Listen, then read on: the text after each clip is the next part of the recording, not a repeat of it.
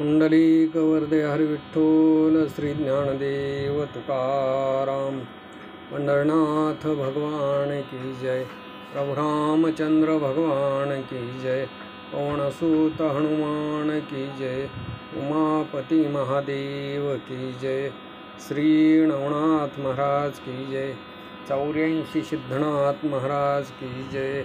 अवधूत चिंतन श्री गुरुदेव दत्त वासुदेव हरे। श्री गणेशाय नमः। श्री सरस्वते नमः। श्री सद्गुरु रामचंद्राय नमः। श्री गुरुभ्यो नमः। श्री नवनाथ भक्ती कथासार अध्याय 40वा। अध्यायाच्या सुरुवातीला ग्रंथकर्ते भगवंताची स्तुती स्तवन जय जयकार करू लागलेले आहेत। पंढरीच्या नाथा, पुंडलिकाला वरदान देणारा रुक्मिणीचा पती, दिनांचा बंधू अनाथाचा नाथ, तुझा जय जयकार असो। आता पुढे ग्रंथ सांगण्यासाठी माझ्या बुद्धीला तू चालना दे। पाठीमागच्या अध्यायामध्ये रसाळ असं कथन झालेलं आहे आणि तुझ्या कृपेमुळंच ते पूर्ण केलेलं आहे। स्वर्गामध्ये चरपडनात गेले, इंद्राचा गर्व हरण केला, हरी आणि हर यांना जिंकलं आणि पुढे लोभाची भेट झालेली आहे। नारद महर्षींच्या कडून गमनकळा प्राप्त झाली। त्याच्यानंतर मणिकर्णिकेचं स्नान करून पुढे पाताळ भुवनामध्ये गेलेले आहेत। तिथं चरपटीनाथांना बळीने गौरव आणि मान दिला। वामनाची भेट घेतलेली आहे। भोगावतीची आंघोळ करून पुन्हा चरपटीनाथ भूमंडळावरती आले। याच्यानंतर पुढे कथेचा कल्लोळ आहे आणि नवरस आहे। असो, आता रमारमण लक्ष्मीपती ग्रंथाच्या ठिकाणी येऊन बसोत आणि पुढची अमृताची कथा श्रोत्यांनी सावधानपणानं ऐकावी। इंद्राला चरपटीनाथाने जिंकलं आणि वैभवातला इंद्र मशक चिरटासारखा केला, तरी तो मनामध्ये खोचला गेलेला आहे। हृदयामध्ये खडतर त्याला वाटू लागलं आणि मग जो गुरु बृहस्पती आहे, परमज्ञानी सर्वज्ञ मूर्ती, आणि त्यांना इंद्रानं बोलावून घेतलेला आहे। देवगुरु बृहस्पतीनं आपल्याजवळ बसवलं। देवमंडळामध्ये इंद्र सोन्याच्या आसनावरती बसलेला आहे। जसा नक्षत्रामध्ये चंद्र दिसावा आणि तशा पद्धतीनं इंद्र दिसू लागलेला आहे।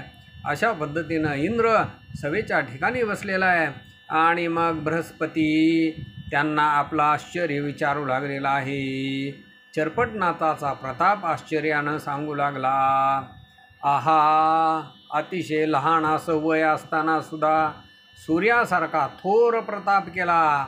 विष्णू भगवंताने महादेव यांना सुद्धा जिंकलं, तरी वाताकर्षण विद्या ही अतिशय बलवान आहे। देवदानव सगळे त्याच्या पुढं निर्बळ झालेले आहेत।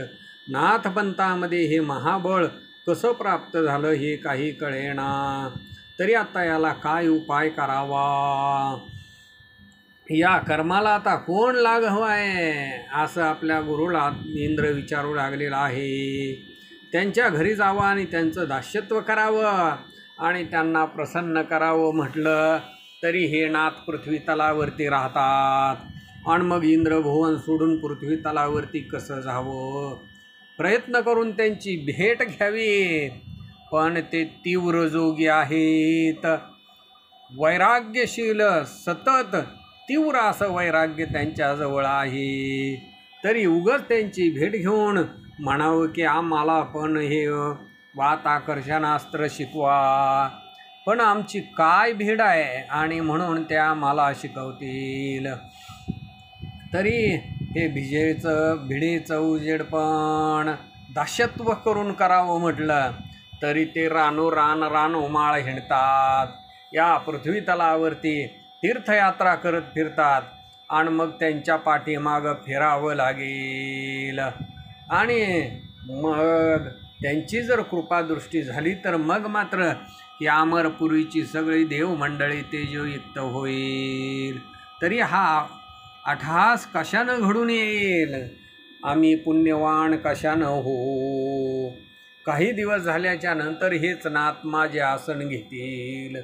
तरी मी इथं सावधान असतो. आपल्या इंद्रगादीचं रक्षण मी करीत असतो आणि म्हणून अमरावती सोडून मी कुठंही जात नाही. असं इंद्रानं बोलल्याच्या नंतर बृहस्पती सांगू लागलेले आहेत की म्हणू लागलेले आहेत, हे महाराजा, या सगळ्या नाथांना इथंच आणावं. आणि ते कसं आणावं म्हणशील तर तू सोमभासा नावाचा यज्ञ करावा आणि यज्ञ करायच्या निमित्तानं या सर्व नाथांना स्वर्गाला घेऊन यावं. आणि मग तिथे आल्याच्या नंतर अपार अशी भक्ती तू त्यांना दाखव.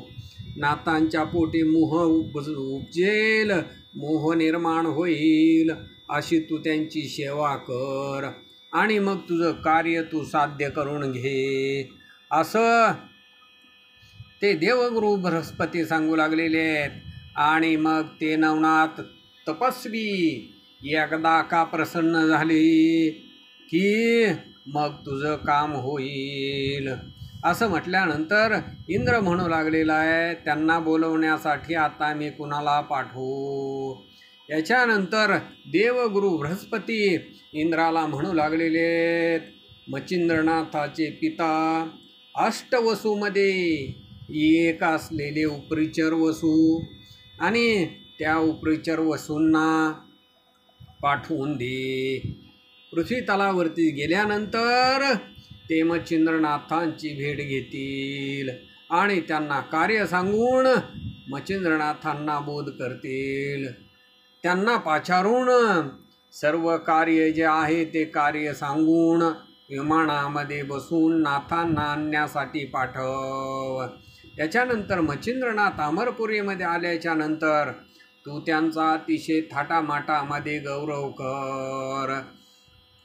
त्यावेळेला मग मच्छिंद्रनाथ हे कसे आहेत? समुद्रासारखे आहेत. एका नदीनं समुद्राला जाऊन मिळावं अशा पद्धतीनं अलोट असं प्रेमाचं ते पात्र भरलं जाईल.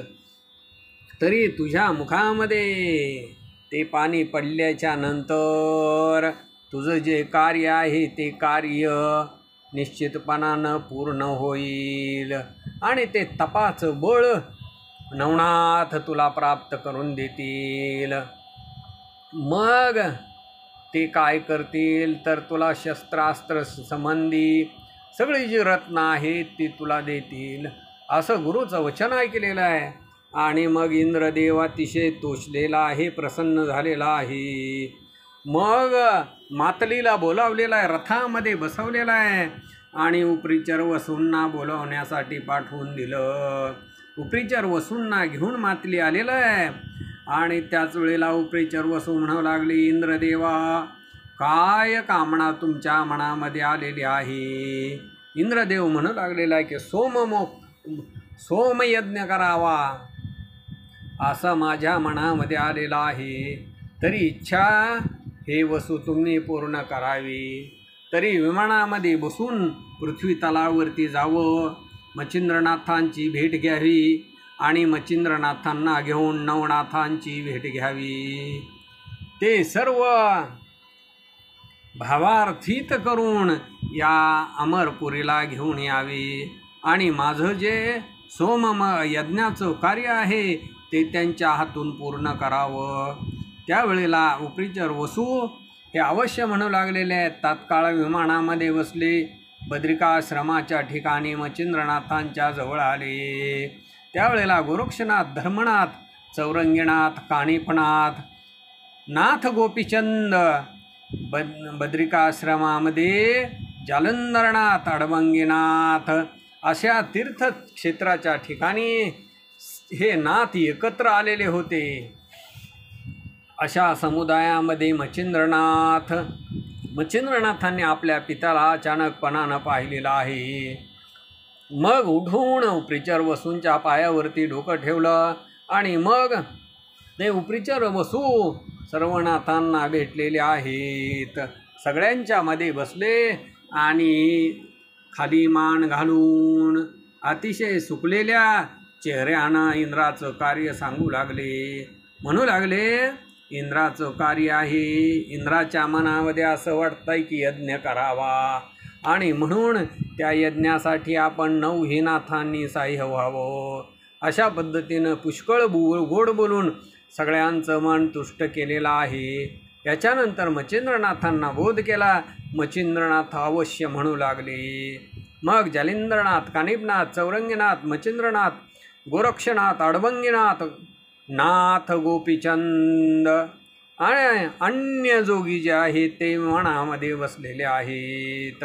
गौड बंगालाच्या ठिकाणी हेला पट्टण नगरी आहे, तिथं ते विमान आलेलं आहे. त्यावेळेला नाथ गोपीचंद आपल्या आईला भेटलेले आहेत आणि त्या मैनावतीलाही बरोबर घेतलं.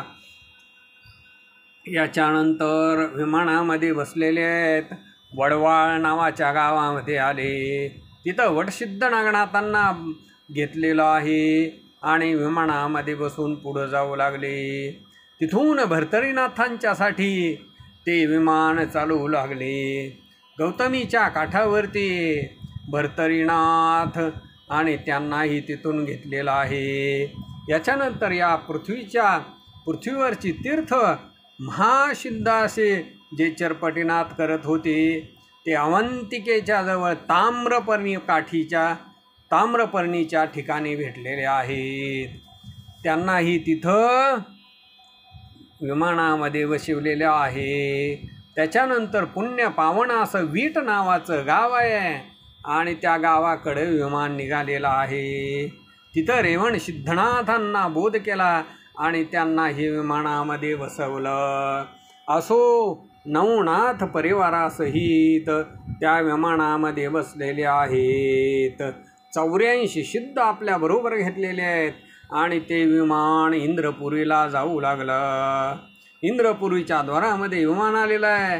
हे इंद्राला कळालं आणि मग धावत पळत आलेला आहे. अतिशय गौरव करून सर्व नाथांच्या पायावरती डोकं ठेवलं. सर्व नाथांना नमन केलेलं आहे आणि आपल्या इंद्रपुरीमध्ये इंद्र नाथांना घेऊन गेला.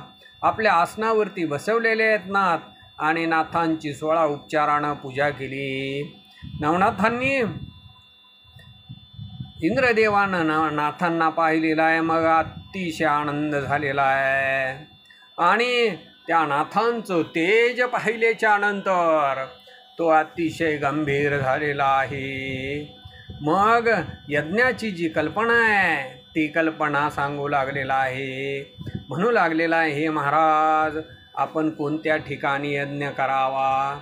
आणि मग बृहस्पती आणि मच्छिंद्रनाथ म्हणू लागले, हे इंद्रदेवा ऐक, सिंहल द्वीपाच्या ठिकाणी अद्भुत असं स्थान आहे आणि तिथं यज्ञ करावा. अटव्यवन तुझा आहे.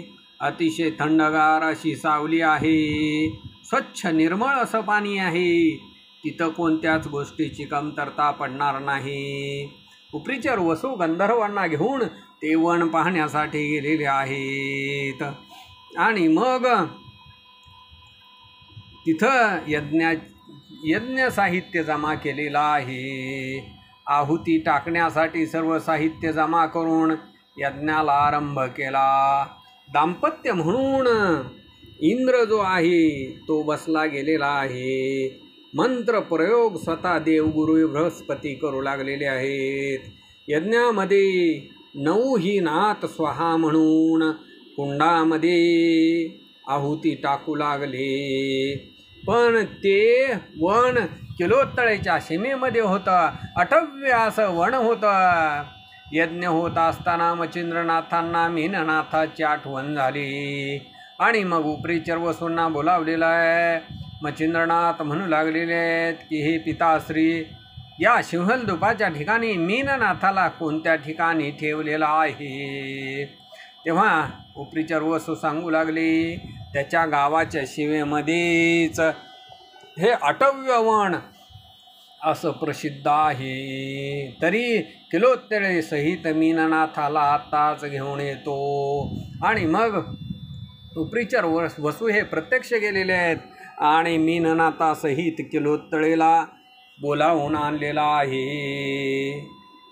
आणि त्याच वेळेला किलोत्तळा मीननाथ आणि मच्छिंद्रनाथांची भेट झाली. अतिशय प्रेमानं एक क्षणभर काहीच कळालं नाही. इतके मोह प्रवाहामध्ये वाहून गेलेले आहेत. आणि मग त्याच्यानंतर मैनांकिनी आणि मीननाथ यांना मच्छिंद्रनाथांनी तिथंच ठेवून घेतलं. चौरंगीनाथ अडवंगीनाथ सगळे समुदायामध्ये बसलेले आहेत. यज्ञाची आहुती त्यांच्या हातानं चालू आहे. 10 नाथ यज्ञ आहुती आणि देऊ लागलेले आहेत. त्याच वेळेला मच्छिंद्रनाथांना पुत्रमोह निर्माण झालेला आहे. मीननाथाला अभ्यासाला बसवलं आणि मीननाथ अभ्यास करीत असताना बृहस्पती इंद्राला बोलू लागलेले आहेत. ते म्हणू लागले, हे महाराजा, यज्ञाचा यजमान म्हणून बसणं तुम्हाला काही आता योग्य नाही. तरी दाम्पत्यार्थ म्हणून उपरीचर वसूंना इथं बसवावं असं बोलत असताना इंद्रानं मनामध्ये ओळखलं की आपल्या गुरुला काय सांगायचं आहे. हातामधलं यज्ञ कंकण सोडलेलं आहे आणि उपरीचर वसूच्या हाती बांधलं. आणि मग कमी जास्त काय आहे प्रार्थना करून धावपळ करून स्वतः विचारू लागलेला आहे. इंद्र स्वतः सगळे पदार्थ आणून देऊ लागला. स्वतःचं अंग झिजवू लागलेला आहे. पाण्याचं पात्र मागितल्याबरोबर लगेच धावत पळत येऊन देऊ लागलेला आहे. खाद्य भोज्य षड्रसांना स्वतः इंद्र आणून वाढू लागलेला आहे. आणि मग शेवटी, नाथ, आपण खूप दमलेले आहात, थकलेले आहात, म्हणून हातानं स्वतःच्या नाथांचे पाय दाबू लागलेला आहे. अशी इंद्र सेवा करू लागलेला आहे. हे नवनाथांनी पाहिलं आणि मग त्यांचं मन तुष्ट झालेलं आहे. म्हणून नाथ म्हणू लागलेले आहेत की अशी इतकी सेवा हा इंद्र करू लागलेला आहे, याच्यावरून जीव ओळून टाकावा.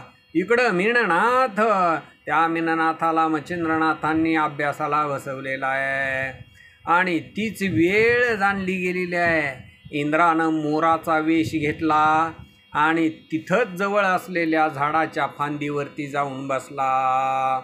गुप्तपणानं मच्छिंद्रनाथ जी विद्या मीननाथाला शिकवतील ते तो ऐकू लागलेला आहे. अकस्मातपणानं वात अस्त्र मंत्र कसा जपावा, वात आकर्षण मंत्र कसा बोलावा, तो सिद्ध कसा करावा, दैवानं सर्व तप रहाटे आणि ती सर्व लाभली गेलेली आहे. त्याच्यानंतर वात आकर्षण विद्या, वात प्रेरकास्त्र सर्व इंद्राला प्राप्त झालं. अशी विद्या सघन प्राप्त होत असताना इंद्र हा अतिशय आनंदलेला आहे. पण 1 वर्ष हा यज्ञ होता, तोपर्यंत हा अभ्यास चालू होता. मच्छिंद्रनाथ मीननाथाला शिकवत होते. अशा पद्धतीनं तो यज्ञ पूर्ण झालेला आहे. आहुती पूर्ण झाली आणि मग यज्ञाची समाप्ती झाली. मग मच्छिंद्रनाथ हे प्राज्ञिक जती म्हणून, ज्ञानी जती म्हणून अग्रपूजेला बसले. मग सांगोपांग पूजा केलेली आहे आणि मग त्याच्यानंतर इंद्रानं सर्वांची पूजा केली. वस्त्रभूषणं दिलेली आहेत, सर्वांचा गौरव केला. सर्व नाथांना सोन्याच्या आसनावरती बसवलेला आहे आणि त्या नाथांच्या समोर हात जोडून उभा आहे. म्लान वदन केलेलं आहे आणि म्हणू लागलेला आहे, हे नाथा, मी जे बोलतो ते ऐका. माझ्याकडून एक अन्याय घडलेला आहे, पण आपण सहन करणारे समुदाय आहात. मी मोराचा वेश धरला आणि सर्व विद्या मी शिकलो. मीननाथाचा प्रताप हा गहन आहे आणि मीननाथाला मच्छिंद्रनाथांनी विद्याभ्यास शिकवत असताना मोराचा वेश धारण करून मी ती सर्व विद्या चोरून हस्तगत केलेली आहे. तरी हे नाथा, आपण सर्वांनी मला वरदान द्यावं आणि सनात करावं. असं इंद्र बोलत असताना सर्वांना ते चोराचं कृत्य समजलेलं आहे. आणि मग ते ऐकून भयंकर राग नाथांना आलेला आहे आणि शाप देऊ लागलेले आहेत. म्हणू लागले, इंद्रा, तू कृत्रिम आहे. आम्हाला ठकवण्यासाठी तू स्वर्गाला घेऊन आलेला आहेस आणि चोरून तू विद्यारत्न प्राप्त करून घेतलं. पण ही सर्व विद्या तुला निष्फळ होईल. असं सर्व नाथ बोलू लागलेले आहेत. आणि मग उपरिचर वसु आणि देवगुरु बृहस्पती यांनी अपाराशी युक्ती, अपाराशी स्तुती आणि गौरव नाथांचा केला. आणि मग नाथ प्रसन्न झाले. म्हणू लागले, हे महाराजा, याला शापमोचन होण्यासाठी पुढं काहीतरी बोलला. आणि मग ते नाथ म्हणू लागलेले आहेत, हे उपरिचर वसु आणि देवगुरु बृहस्पती, या इंद्राला पुढं शापमोचन होण्यासाठी, शापातून मुक्त होण्यासाठी या इंद्रानं तप करावं. तपश्चर्या केल्याशिवाय याला शापमोचन होणार नाही. शापातून याची सुटका होणार नाही. 12 वर्ष तप आचरण केल्यानंतर ही विद्या याला प्राप्त होईल. पण नाथपंताच्या बरोबर जर छळ करायचा प्रयत्न केला तर ह्याची याच्यावरच उलटली जाईल. असं बोलून सर्व जे नाथ आहेत विमानामध्ये आरूढ झाले आणि जमिनीवरती उतरले. नाना तीर्थयात्रा करण्यासाठी भ्रमण करू लागले. आणि अशा पद्धतीनं अपरिमित तीर्थ झालेले आहेत. याच्यानंतर किलोत्तळेला विचारून मच्छिंद्रनाथ निघालेले आहेत. मग किलोत्तळेनं नमन केलं. अनवारी असा अनुष्ठान आहे. डोळ्यामधून अश्रू वाहू लागलेले आहेत. आणि अशा अवस्थेमध्ये नाथांना ती बोलवू लागलेली आहे. मीननाथ हा बरोबर घेतलेला आहे. आणि मग सगळेजण खाली आलेले आहेत. या मृत्यूहीमध्ये आले. नाना तीर्थ पाहिलेली आहेत. हेला पट्टण नगरीमध्ये मैनावतीला पोचवलेला आहे. आणि मग मीननाथ तीर्थक्षितीमध्ये मीननाथाने 3 सिद्ध निर्माण केले. त्यांची नावं पूर्वीच सांगितलेली आहेत आणि त्याच्यामुळं आत्ता सांगण्याचं काही काम नाही. असो, सिद्ध कटकासह सर्व नाथ तीर्थयात्रा करू लागलेले आहेत. इकडं इंद्रानं काय केलं, सह्याद्री पर्वतामध्ये गेलेलं आहे आणि 12 वर्ष तीव्र असं तपाचरण केलं. पण ते तीव्र तपाचरण करत असताना मंत्रप्रयोगानं पाणी सोडू लागला आणि त्याच्यामुळं नदीचा लोट वाहू लागला. ती भीमा नदीमध्ये येऊन पोचली. ते मणिकर्णिकेचं पाणी कमंडलू भरून आणलेलं होतं आणि तेच इंद्राच्या हातून सुटलं. म्हणून इंद्रायणी असं नाव पडलेलं आहे. असं तप करून इंद्र स्वस्थानाला गेला. याच्यानंतर नवनाथ तीर्थयात्रा करत असताना पुष्कळ दिवस लोटले गेलेले आहेत. शके 1710 प्रकट रूपानं नाथ या पृथ्वीतलावरती राहिले आणि मग आपल्या स्थानामध्ये येऊन गुप्तपणानं राहिले. मढीमध्ये कानिफनाथ, याच्यानंतर मच्छिंद्रनाथांना मायबाप असं म्हटलं जातं. जालिंद्रनाथांना जानपीर म्हणतात. गर्भगिरीमध्ये ते राहतात. त्याच्या खाली गैबी पीर तोच परम सुंदर असा गहिनीनाथ आहे. वडवाळ गावामध्ये नागनाथ हे समाधिस्थ झाले. वीट गावामध्ये माणदेशामध्ये रेवणनाथ राहिलेले आहेत. चरपटनाथ, चौरंगीनाथ, अडबंगीनाथ तीर्थ ही गुप्त अद्यापपर्यंत तीर्थयात्रा करतायत. भर्तरीनाथ पाताळगुणामध्ये राहिले. मीननाथ स्वर्गाला निघून गेले.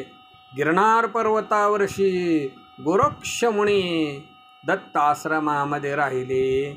नाथ गोपीचंद आणि धर्मनाथ ते स्वसामर्थ्यानं वैकुंठाला गेले आणि मग विमान पाठवून स्वतः विष्णू भगवंत आले आणि मैनावतीला घेऊन गेले. पुढे 84 सिद्धापासून नाथपंत हा अतिशय सामर्थ्यानं चालू झाला. येथून सगळं हे चरित्र पूर्ण झालेलं आहे. नवनाथांचं पूर्ण चरित्र या 40 अध्यायामध्ये सांगितलेलं आहे. ग्रंथकर्ते म्हणतात, तरी आता मुळापासून जी कथा वर्तली ती आपणाला सांगतो ऐका. पहिल्या अध्यायामध्ये गणपती स्तवन अतिशय सुंदर असं सांगितलं गेलं. याच्यानंतर रेतच क्षिती सांगितलेली आहे आणि मच्छिंद्रनाथांचा जन्म झाला. ते बद्रिकाश्रमामध्ये गेले आणि तपाला बसले. हा पहिला अध्याय जो कोणी वाचेल, जो कोणी ऐकेल, त्या भावयुक्त अंतकरणानं ऐकेल, त्याच्या घरातून संबंध बाधाही निघून जाईल. दुसऱ्या अध्यायामध्ये दत्त महाराजांनी अनुग्रह देऊन मच्छिंद्रनाथांना विद्यार्णव केलं. याच्यानंतर नागपत्र अश्वत्थी जाऊन सिद्धार्थकळा ही साध्य केलेली आहे. तो दुसरा अध्याय दररोज वाचन केला, दररोज ऐकला तर अपार असं धन संसारामध्ये प्राप्त होईल. विजयलक्ष्मी पाठीशी बसून त्याचं दारिद्र्य हरण करेल. तिसऱ्या अध्यायामध्ये मच्छिंद्रनाथ आणि मारुती या दोघांचं श्वेतबंधाच्या ठिकाणी युद्ध झालं आणि नंतर दोघांची ऐक्य स्थिती झाली. याचं वाचन झालं. हा अध्याय ऐकला तर शत्रू क्षीण होतील आणि मुष्टी बाधा जी आहे त्याची बाधा होणार नाही. मुष्टी बाधा झाली असली तरी तिला अपकार होईल. मारुती स्वतः मूर्तिमंत येऊन त्याच्या घराचं रक्षण करील. चौथ्या अध्यायामध्ये अष्टभैरव चामुंडा या सगळ्यांना मच्छिंद्रनाथांनी जिंकलं आणि ज्वालामुखीला भेटले.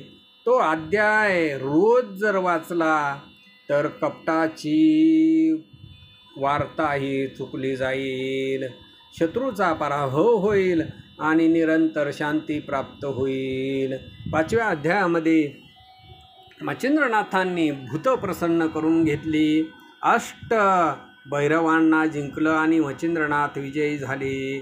ती कथा दररोज वाचली ऐकली तर त्या घरामध्ये, त्या भाविकाच्या घरामध्ये भूताचा संचार होणार नाही. जर काही भूताची बाधा असेल तर त्यांना परम असा त्रास होईल आणि ते घर सोडून निघून जातील. 6व्या अध्यायामध्ये शिव अस्त्र कालिकादेवी मच्छिंद्रनाथांच्या बरोबर युद्ध झालं आणि कालिकादेवी प्रसन्न झाली. कालिकादेवी प्रसन्न झाल्यानंतर सर्व जी अस्त्र आहेत ती अस्त्र मच्छिंद्रनाथांना वश्य झाली. तो अध्याय दररोज वाचन केला, दररोज ऐकला तर शत्रूला मोहिनी पडली जाईल. त्याचं मन निष्कपट होऊन तो तुमच्या दाराचा किंकर होईल. 7व्या अध्यायामध्ये अपूर्व अशी कथा झालेली आहे आणि वीरभद्राला जिंकून ऐक्यता केलेली आहे. त्याच्यानंतर स्वर्गामध्ये मच्छिंद्रनाथ तिथं आणि स्वइच्छेप्रमाणे जगगती झाली. ती कथा नित्य गाता ऐकता 84ची व्यथा लिप्त होणार नाही. जन्म मृत्यूच्या बंधनातून तो भाविक सुटला जाईल. चिंता व्यथा सगळी हरली जाईल. जखीन भयापासून त्वरित मुक्ती होईल. आणि म्हणून हा अध्याय ऐकून, हा अध्याय वाचून फलप्राप्ती घ्यावी.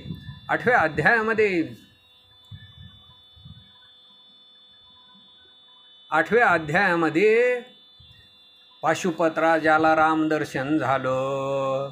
स्वतः जो सूर्य आहे त्या सूर्याला जिंकलं आणि त्याला प्रसन्न करून घेतलं. तो अध्याय नित्यपणानं ऐकला आणि गायला सांगितला तर आपला सखा जर परदेशाला कुठे असेल तो येऊन आपल्या घरी भेटेल आणि चिंता व्यथा सर्व संपली जाईल.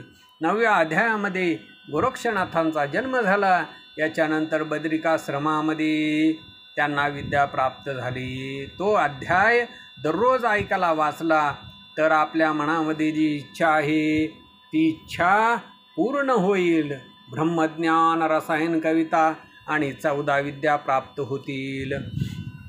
10व्या अध्यायाचं कथन स्त्री देशामध्ये मच्छिंद्रनाथ यांना मारुतीनं पाठवलं. किलोत्तळेची जी इच्छा होती ती पूर्ण केली. एकांतामध्ये बसून अनुष्ठान संजीवनीचा पाठ करत असताना गोरक्षनाथांच्या हातून गहिनीनाथांचा जन्म झाला.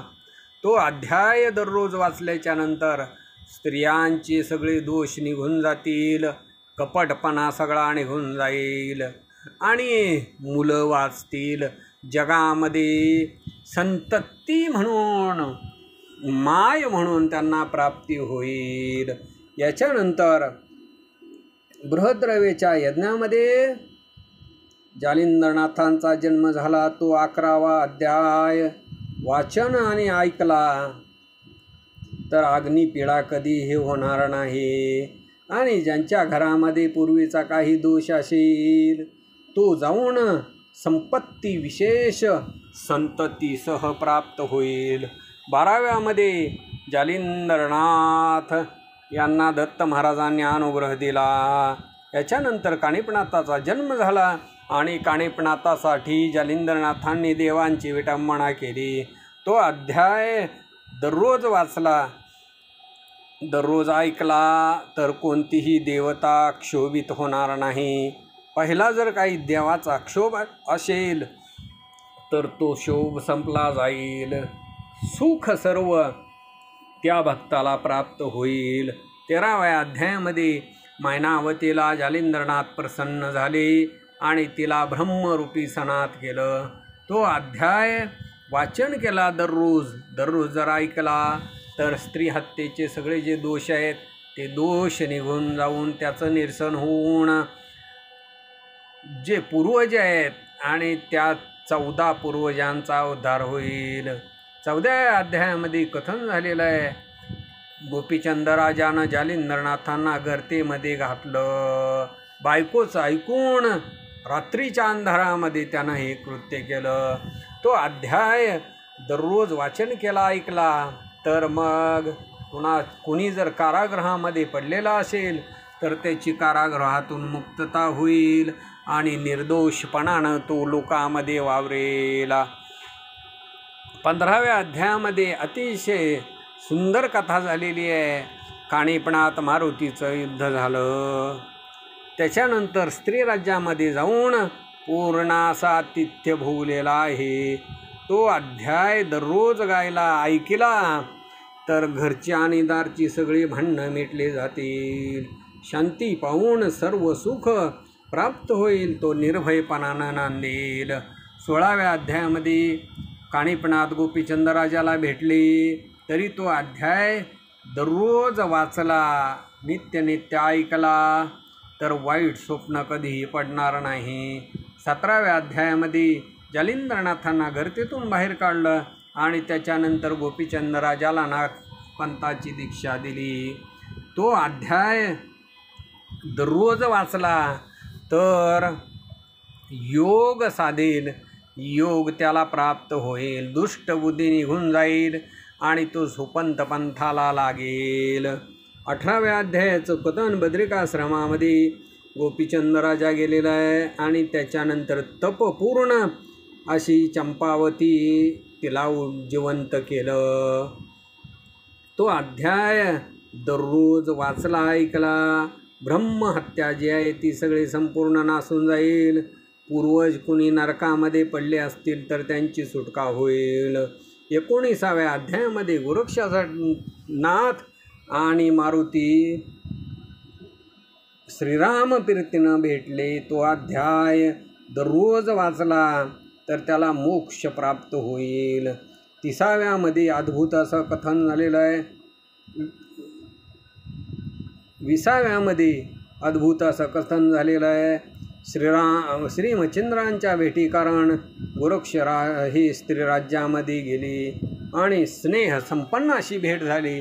तो अध्याय जर दररोज वाचला तर मग एखाद्याला घरामध्ये जर वेड लागलेला असेल तर त्याचं वेड जाऊन तो प्रपंचामध्ये सुखी राहील. 21व्या अध्यायामध्ये स्त्री राज्यातून मच्छिंद्रनाथांना गोरक्षनाथांनी बाहेर काढलं आणि त्यांचं मन नाना प्रकारे बोध केला, दुष्टकर्माला निवटलं गेलं.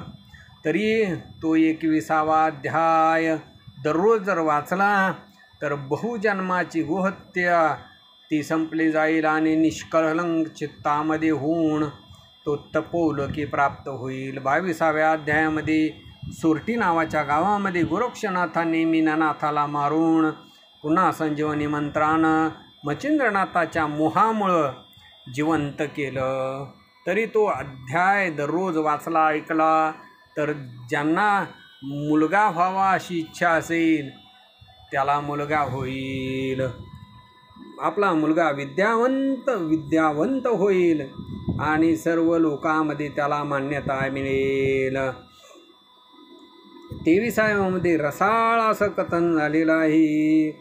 मच्छिंद्रनाथ गोरक्षनाथ गर्भाद्री पर्वतावरती जाऊन सोन्याच्या विटेकरता सर्व गर्भगिरी पर्वतच सोन्याचा केला आणि तिथं उत्सव केला, माऊंद केलं. तरी तो अध्याय दररोज जर भावयुक्त अंतकरणानं वाचला ऐकला तर त्याच्या घरामध्ये सोनं हे अखंड भरून राहील. 24व्या अध्यायामध्ये भर्तरीनाथांचा जन्म पाहून ते अवंतिका नगरीमध्ये आले. तो अध्याय दररोज वाचला ऐकला तर बाळहत्या नासली जाईल. बाळहत्या जन्मांतरी असेल आणि त्याच्यामुळं एखादी स्त्रीवांज होत असेल तर हा अध्याय ऐकल्याच्या नंतर तिला सुख प्राप्त होऊन तिचं बाळ वाचलं जाईल. 25व्या अध्यायामध्ये गंधर्व सुरोचन जो आहे तो इंद्राच्या शापामुळं गाढव झाला. तरी तो अध्याय ऐकल्यानंतर कुणाचाही शाप बाधणार नाही आणि मानवाशिवाय दुसरा जन्म त्याला प्राप्त होणार नाही. त्याला आरोग्य प्राप्त होईल आणि पतिव्रताशी बायको गुणवान मुलगा प्राप्त होईल. 26व्या अध्यायामध्ये गणगंधर्व हा विक्रमाचा मुलगा झाला आणि विक्रम हा भर्तरीचा मुलगा. एक चित्त झाले, विक्रम आणि भर्तरी एक चित्त झाले, दोघांची भेटी होऊन राहिली. तो अध्याय पठन केल्यानंतर गोहत्या सगळी नासून जाईल आणि पोटीपाटी शत्रुसंतान राहणार नाही. 27व्या अध्यायामध्ये अद्भुत कसा राज्यासनावरती राजा विक्रम बसला. भर्तरी आणि पिंगलेचं लग्न झालं. दत्त महाराजांचा अनुग्रह लाभला. तरी तो अध्याय दररोज वाचन केला ऐकला तर पूर्वीचं पद जे गेलेलं असेल ते पुन्हा परतून त्याला प्राप्त होईल. 28व्या अध्यायामध्ये पिंगलेकरता स्मशानभूमीमध्ये विरक्त होऊन भर्तरीनाथ पूर्ण तप आचरण करू लागले. तो अध्याय ऐकला दररोज वाचला तर त्या भाविकाचं लग्न होईल. गुणवान अशी बायको त्याला प्राप्त होईल जी सतत त्याची सेवा करील. 29व्या अध्यायाचे चरित्र. भर्तरी विरक्त होऊन गोरक्षनाथांच्या संगतीनं दत्त महाराजांच्याकडे गेला. दत्त महाराजांनी भर्तरीनाथाला अनुग्रह दिला. तरी तो अध्याय रोज वाचला तर क्षयरोगापासून सुटका होईल आणि त्रिविध तापाची वार्ता त्याच्याजवळ कधीही राहणार नाही. 30व्या अध्यायामध्ये चौरंगीनाथांचा जन्म झाला, पण ते चरित्र दररोज वाचलं ऐकलं तर चोराचे दृष्टीला बंधन होईल. 31व्या अध्यायामध्ये चौरंगीनाथ हिमालयामध्ये तपाला बसले. तरी तो अध्याय दररोज जर वाचला ऐकला तर कपट मंत्र त्याच्या जवळ कधी चालणार नाहीत. 32व्या अध्यायामध्ये सुगम अशी कथा. मच्छिंद्रनाथांनी त्रिविक्रमाच्या देहामध्ये संचार केला 12 वर्ष राज्य करून रेवती राणीला मुलगा दिला. त्या अध्यायाचे दररोज वाचन आणि रोज जर ऐकला तर आयुष्य जर देहासाठी असेल तर त्याला अकाल मृत्यू येणार नाही. जी विघ्न येतील, जी गंडांतर येतील ती आपोआप टळली जातील. 33व्या अध्यायामध्ये गोरक्षनाथ वीरभद्राचा प्राण घेऊन मच्छिंद्रनाथाचं शरीर स्वर्गाहून घेऊन जमिनीवरती आले. तरी ती कथा ऐकली वाचली तर धनुर्वाताचं विघ्न हे संपून जाईल आणि ज्याला झालेला असेल त्यानं ते आख्यान ऐकल्यानंतर त्याची सर्व पीडा नाहीशी होईल. 34व्या अध्यायामध्ये रेवणनाथाचा जन्म झाला आणि दत्त महाराजांची भेट झाली. सहजपणानं एक सिद्धी कळा देऊन दत्त महाराज निघून गेली. तरी ती कथा ऐकली वाचली तर कोणत्याही कामासाठी जायचं असेल तो काम सिद्धीला पावलं जाईल आणि तो यश घेऊन येईल. 35व्यामध्ये पूर्ण कथन झालं.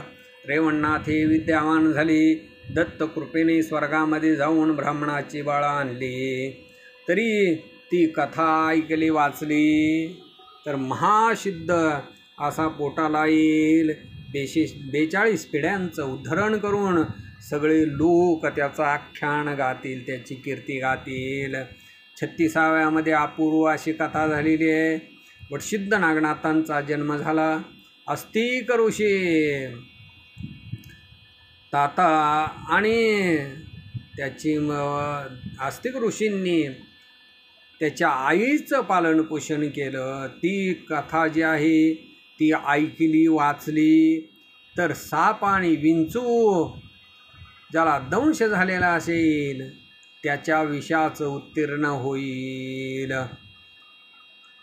37व्या अध्यायामध्ये नागनाथांना दत्त महाराज गुरु झाले. याच्यानंतर विद्याबळानं मच्छिंद्रनाथांना जिंकलं. तरी ती कथा ऐकली किंवा दररोज जर वाचली तर त्याच्या घराला कोणताही दूषितपणे येणार नाही. पहिला जर काही दोष असेल तर तो दोष निघून जाऊन तो विद्यावंत होईल. 38व्या अध्यायामध्ये चरपटीनाथांचा जन्म झाला आणि दत्त महाराजांची दीक्षा प्राप्त झाली. विद्येमध्ये म्हणजे संपन्न करून चरपटीनाथांना तीर्थयात्रेला पाठवलं. तरी ती सुरस अशी कथा दररोज जर ऐकली वाचन केलं तर त्या भाविक भक्ताला कधीही हिवताप, मधुरा, नवज्वर अशी कुठलीही व्याधी होणार नाही आणि त्याला शांती प्राप्त होईल. 39व्यामध्ये कथा झालेली आहे. चरपटीनाथांनी इंद्राला जिंकलं, महादेवाला जिंकलं, विष्णू भगवंताला जिंकलं आणि स्वर्गामध्ये ख्याती केली. तरी तो अध्याय दररोज जर वाचला ऐकला तर युद्धाला जाणारा तपधन तो त्याला तिथं युद्धामध्ये विजय प्राप्त होईल आणि तो जय प्राप्त करून येईल. शस्त्रबाण त्याला प्राप्त होतील. याच्यानंतर 40व्यामध्ये कथन सर्व नाथांना इंद्रानं स्वर्गाला बोलावून नेलं यज्ञ करण्यासाठी आणि मग विद्यार्थी रूपानं तो झाडावरती बसला, चोरून विद्या हस्तगत केली. तरी 40वा हा अध्याय दररोज जर ऐकला, दररोज याचं वाचन केलं तर जी इच्छा मनामध्ये असेल ती सर्व इच्छा पूर्ण होईल. यश, श्री, ऐश्वर्य, योग्यता सर्व प्राप्त होऊन पुत्र आणि पौत्री म्हणजे मुलं आणि नातवंड याच्यामधलं सुख त्याला प्राप्त होईल. मुलं नातवंड होतील. 39 अध्यायाचा फलार्थ तोच हा 40वा अध्याय आहे. हा 40वा अध्याय म्हणजे एक परीस आहे, कामधेनू आहे आणि कल्पलेली वस्तू इच्छा पूर्ण करणारा कल्पतरू आहे. गोरक्षनाथांनी स्वतः हे सर्व सांगितलेलं आहे. आणि याला जर जो कोण खोटं म्हणेल आणि याची जर निंदा करेल तो निश्चितपणानं विघ्नाचा अधिकारी होईल. इहलोकी परलोकी त्याला सुख राहणार नाही. निर्वंश होऊन शेवटी या ग्रंथाची निंदा केल्यानंतर तो यमपुरीमध्ये पचला जाईल. हा ग्रंथ नवनाथ ग्रंथ म्हणजे भक्तिसार हा ग्रंथ नाही, हा गोरक्षनाथाचा किमयागार आहे. पण त्याचंच भाषांतर करून मराठी भाषेमध्ये प्राकृत भाषेमध्ये हा लिहिलेला आहे. म्हणून श्रोते जे आहेत भाविकजन आहेत त्यांनी निंदा संशय सोडून विश्वासावर स्वार व्हावं आणि मोक्ष मुक्काम प्राप्त करावा. तरी हा ग्रंथ जो आहे आपल्या घरी ठेवून याचा चमत्कार पहावा. हे 40 प्रसंग म्हणजे मन निर्वाणीचे असे मंत्र आहेत आणि महासिद्धीचे ते माहेर आहे. हे 40 मंत्र परोपकारासाठी आहेत.